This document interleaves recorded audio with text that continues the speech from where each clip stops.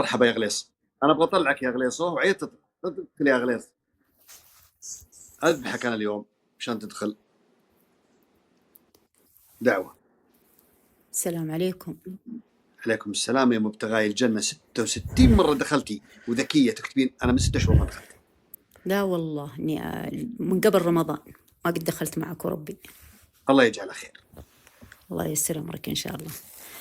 رأيت جد لي متوفي يكون خال والدي، كأنه يوصف لي امرأة لا أعرفها.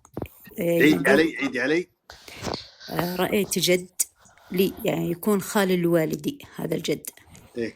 كأنه يوصف لي يعني امرأة لا أعرفها، يقول طويلة الرقبة عريضة المنكبين، كأنه يقول اسمها هند. قلت له سعد بيجي هالحين، سعد قصدي ولدي الكبير. بعدها مشيت، ويعني وأنا أمشي كأن أم زوجي مقابلتني، يعني زي ما تقول أنا رايحة وهي جاية، بس إنها تحمل طفلة صغيرة على رقبتها ومنزلها كتوف الطفلة هذه مع الكتوف، يعني شايلة الطفلة على الرقبة. مبتغاي الجنه، انا ليش بعض المنامات سبحان الله العظيم ما ادري، هل انا اسرح افوت، عندي مشكله في مخي، احيانا ما استوعب المنام ولا اعرف تفاصيله ولا تضبط معي ابدا. فخلينا انا وانتي نعيده ونقول يا رب اني استوعبه. عيدي. رأيت جد لي، يكون الجد هذا خال والدي. نعم. عرفت؟ ايه.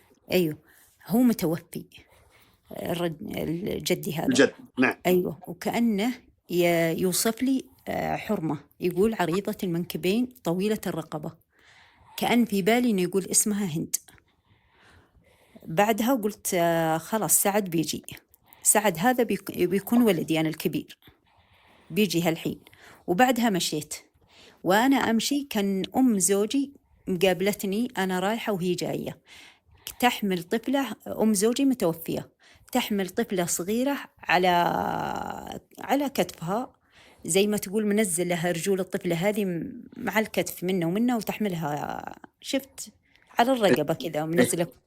فهمت. أيوه، كأني أخذت ألعب الطفلة هذه والطفلة هذه تضحك. بعدها سبحان الله قال يعني قالوا كل واحدة توزع الأكل، كأني في مجمع، على بالي زي مجمع المدرسة، كأنهم يقولون كل واحدة توزع الأكل اللي جابته. سبحان الله، كان في بالي إن في 2 قدور تحت درج. القدر واحد من القدور فيه جزر وطماط وقليل، والقدر الثاني في بالي إني أنا اللي مسويته، وفيه عدس وكثير الكمية. وانتهت الرؤيا. تمام.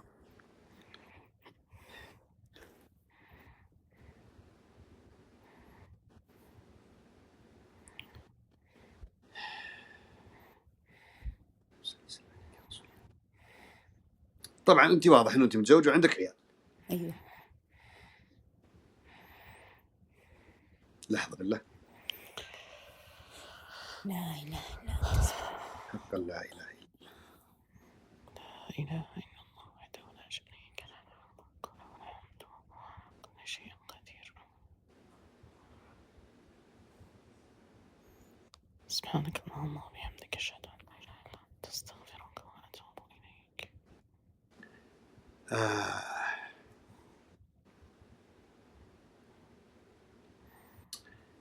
لا تزعلون مني بالله قبل بجاوب الأخت الآن، بس لا أحد يزعل مني في جميع أرجاء المملكة العربية السعودية أو غير المملكة. ترى والله أحب أمزح معكم، صغير وكبير ورجال ونساء ومناطق ومحافظات وأصدقاء وأصحاب وقرى وهجر. أحب أمزح مع الجميع. تكونون عارفين إنه لي أصدقاء. لحظة يا غليص. إنه لي أصدقاء في غير منطقتي أكثر من أصدقائي في منطقتي. يعني في المنطقة الوسطى لي أصدقاء كثير جدا وزملاء عمل أكثر من أصدقائي في أقاربي وفي المنطقة الجنوبية. وفي المنطقة الغربية قد يكون لي حتى بيت وسكن وأصدقاء وجيران وأحباب. فإحنا نمزح مع الجميع ونحب اللطف في الجميع، ونحب يكون البرنامج يكون فيه زي ما تشوفون حتى بعض المسلسلات بعض كذا يكون فيها تقليد لهجة أو تقليد منطقة أو طريقة معينة. هذا ليس للاستنقاص أبدا، لأن هذه لهجات اختلاف ألسن، إنما من باب المزح والدعابة وتغيير أجواء البرنامج، لأنه برنامج زي ما أنتم شايفين كله مشاكل وسحر وحسد وعين وأمراض روحية، وأحيانا بعض المنامات المزعجة للناس يجون مهمومين محزونين، فلازم يكون فيه شوية أكشن تغير على الناس مودهم. وتراني أحاول إني ما أدخل في المزح كثير، لكن والله غصبا عني تعودت، هذا خلقت ربي فيه، أنا ما أعرف إيش اللي قاعد يصير. فطبعا أنا إذا في أحد بيزعل أقدم اعتذاري، إذا ما أحد بيزعل علموني عشان بكرة برضو أجلعد فيكم وأقعد أجلعد أنا وياكم دايم. وصل حتى أنا فصلت على نفسي كثير مرات، أقول لكم قذلتي، أصلع، قصير القامة، وزني كذا، أحب أمزح، فأحبكم كلكم بدون استثناء، والله على ذلك شهيد. المنام هذا يشير إلى، أسأل الله أن يكون كذلك. معلش بسأل سؤال بعدين بجاوبك. أنت عمرك تحت 40؟ لا، فوق 40. فوق 40. عندك بنت تعاني من مشاكل معها ولا لا؟ لا.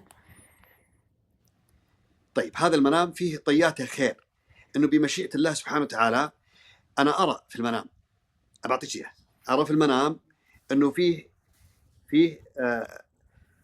شيء في حياة، سواء في الأبناء أو مع الزوج أو في المال أو في الصحة أو في أي أمر، في شيء تبحثين عنه أو شبه مفقود. يعني شكرا لكم، يقول ما حد يزعل منك، هذه بشارة خير، إنه في شيء مفقود أو في شيء تبحثين عنه أو رزق تبحثين عنه، وكان هذا الشيء معدوم، أو في قرارة نفسك إنه لا صعب ربما ما أوصل لهذا الشيء. أسأل الله أن يكون يتحقق بإذن الله سبحانه وتعالى. وكذلك يدل على إن الله سبحانه وتعالى، أسأل الله أن يكون كذلك برضو، إن الله يصرف عنكم سوء امرأة مهما كانت هذه المرأة، إن كانت قريبة، إن كانت غريبة، إن كانت جارة، إن كانت أيا كانت، انتبهي مرتبة، أن يصرف عنكم سوء امرأة. الحقيقة المنام غامض جدا، ما اتضح لي فيه أكثر مما ذكرت. نعم. الله يسلم لك. طيب يا شيخ، عندي رؤيتين تكررت علي في يومين متتالية. قوليهم مع بعض. شفت سبحان الله كأني في مكان أنا وولدي وولد حماية، كأنه واقفين عند بير. البير هذه مليانة موية، الموية زي مجرى السيل، يعني ما هي صافية. عيدي علي معلش. شفت في كأني أنا وولدي وولد حماية واقفين عند بير، البير هذه مليانة موية، الموية هذه ما هي صافية، كأنه مجرى سيل. سبحان الله، كأن ولد حماية يقول البير هذه اللي يطيح فيها كلب مات. كأني أقول أنا في نفسي ليه ما يقول طفل بدل ما يقول كلب؟ بعدها ليش ما يقول طفل بدل ما يقول كلب؟ أيوة، أقول أنا في نفسي، يعني كأني مستغربة ليش إنه يقول كلب هذا ولد حماية. كأني أقول أنا في نفسي ليه ما يقول طفل بدل ما يقول كلب، يطيح يعني في البير هذه ويموت. بعدها سبحان الله مشيت أنا وولدي وولد حماية، كأن فيه شجرة طويلة كذا، وفي الشجرة هذه زي ما تقول علبة البلاستيك اللي يزرعون فيها الشتلات. كأن الولد هذا اسمه وليد، قلت يا وليد خذ الشجرة هذه حطها عند بابكم، الشجرة هذه شبه جابسة. بعدها جاء أبو الولد هذا اللي هو يكون حماية، وحنا نمشي مر بنا. ابتعدت أنا عنه علشان في بالي كأنه يعني لا يصافحني أو شيء، ومشيت أنا والولد وولدي، كأني رحت عند بيت ودقيت جرس، وخفت إنه يكون البيت هذا ما هو بيتهم، وانتهت الرؤية. هذه الرؤية الأولى. طيب الرؤية الثانية، أيوة الرؤية الثانية، سبحان الله كأني كنت في مكان عنده ساحة من السياحة القديمة، وكان في مجموعة أطفال يلعبون، كأنها جات حماتي اللي هي تكون أم الولد اللي في الرؤية الأولى، كأنها جات وقالت لي انتبهي الأطفال لا يدقون الجدار حق الساحة هذه، تريها لا لا يدفون الجدار ترى مقعوج، لا يطيع عليهم الجدار مثلا. كان قلت خلاص، ومشيت أنا وهي، وحنا نمشي سبحان الله لفت انتباهي ريحان. الريحان هذا جابس، في بالي إنه الحماتي، وفي ريحان على جدار. الجدار هذا في 3 أو 4 زي ما تقول رفوف، وعليها سطول أو ريحان. كان هذا الريحان من أجمل ما رأيت، في بالي إن الريحان هذا لي أنا، مرة طويل وكثير. بعدها مشيت أنا وهي ودخلنا غرفة. الغرفة هذه كان فيها حرمة، يعني فيها مجموعة حريم وفيها حرمة متوفية، مجردة من ملابسها إلا مكان العورة مستور. بعدها طلعت أنا من الغرفة هذه ودخلت الله يكرمك الدورة. عرفتي الحرمة هذه المتوفاة؟ لا ما عرفتها. بعدها دخلت دورة المياه. الله يكرمك دورة المياه كان فيها كرسي عربي ناشف ما فيه موية. بعدها شفت بعدين كان صار فيه موية، ما أدري أنا اللي حطيت الموية ولا كيف جات الموية فيه، ما أدري. والله يكرم كان فيه حبة برتقال مقسومة نصين. في بالي أقول ليش، من اللي حط هذه البرتقالة؟ باخذ لي كيس وأطلع البرتقالة هذه من الكرسي هذا، وانتهت الرؤيا. طيب المنامين مع بعضهم، خليني أسأل سنة. أيوه. أنت واضح من المنامات أنه محافظة جدا على غير الصلوات، محافظة جدا على العبادات بصفة عامة وصلاة الضحى والله أعلم، أو على قيام الليل، أو على بعض العبادات غير الصلاة، غير الصلاة المكتوبة علينا. أيوه. نعم. أنت تبحثين عن علم وما تعمقتي فيه، ما وصلتي إلى أفضل حالاتك في العلم. في الحفظ القرآن تحاولين تحفظين في القرآن، لكن ما وصلتي الأشياء اللي أنت تبغين توصلي لها في الحفظ. نعم. أسأل الله أن يتم لك حتى تحفظين اللي أنت تستطيعين عليه ويسرها الله سبحانه وتعالى يا رب. أنت يوم من الأيام جلستي بمجلس أو تتعرضين دائما لمجالس تجلسين فيها، والمجالس هذه فيها ذكر لأعراض المسلمين أو غيبة، وأنت ترفضين هذا الشيء وتنكرينه، فينكر عليك أنه أنت أنكرتي، يعني وكأنهم يزعلون عليك إذا أنكرتي؟ لا، أقوم أنا وأنا متحسرة على المجلس هذا. تقومين من مكانهم؟ أيوه. خشية أنه تنكرين عليهم لأنهم ما يقبلون الإنكار. أيوه، أحيانا أخرج وأحيانا إن جلست معهم أكون يعني زي ما تقول مجبرة أيوه، وأكون تعبانة والله نفسيا، وما تستطيعين تقولين لهم شيء، ولو أنكرتي بيزعلون عليك. الناس شوي عدوانيين، ما تستطيعين تقولين لهم شيء. محتمل. المرأة هذه اللي شفتيها طبعا تقولي ما عرفتيها اللي ميتة هذه؟ لا والله ما عرفتها، لا هي ولا الحريم، بس كانوا مجموعة حريم وحرمة متوفى. أنت كشفتي سر يوم من الأيام لأي امرأة وسترتها؟ كيف يعني؟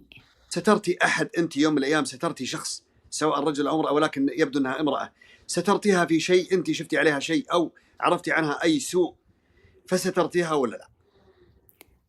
يعني قديما محتمل يكون هذا الشيء قديم. نعم. شوفي أنت على خير، المنامين اثنين، أنت على خير، تبذلين جهد في العلم النافع فما استطعتي، ولكن استطعتي المتيسر منه، لكن ما بلغتي الهدف. أنت سترتي عرض أو سترتي أمر في شيء شفتيه وسترتيه. الشيء الثاني، أنت ما تحبين الجلوس في المجالس اللي فيها غيبة، وهذا أكثر شيء أنت تعرضي له وما تستطيعين أحيانا تردين عن أحد، فتتركين المكان أو أقل تقدير تجلسين وأنت غير راضي عن هذا الشيء. الأبناء اللي كان معك، ولدك وولد من قلتي الثاني؟ ولد الحمى. ولد حماية، هذا اللي في الرؤيا الأولى. أي اللي قال ليش ما ترمون هذا في البئر، الكلب في البئر، والمفروض قال ولد. أيوه. نعم. هذا الولد كم عمره؟ والله ثاني ثانوي الحين. اللي هو ولدك؟ أولى ثانوي. المقصود برمي في البئر اللي ولدك أنت ولا الثاني؟ لا، ولد حماية، ولدي أنا في ثاني جامعة. أي ما شاء الله تبارك الرحمن. كيف وضعهم الاثنين هذول علميا؟ ولدي أنا ما شاء الله تبارك الله يعني متميز. أيوة نعم ما شاء الله تبارك الرحمن. الرؤيا انتهت.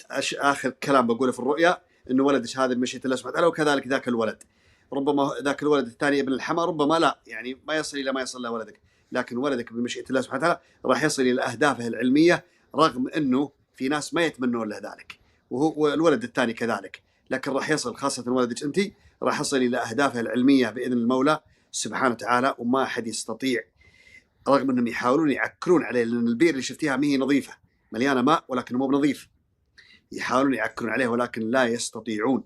سيصل بإذن الله. انتهى. يا رب، الله يكتب أجرك. تدعك الله. الله يحفظك، يسر أمرك.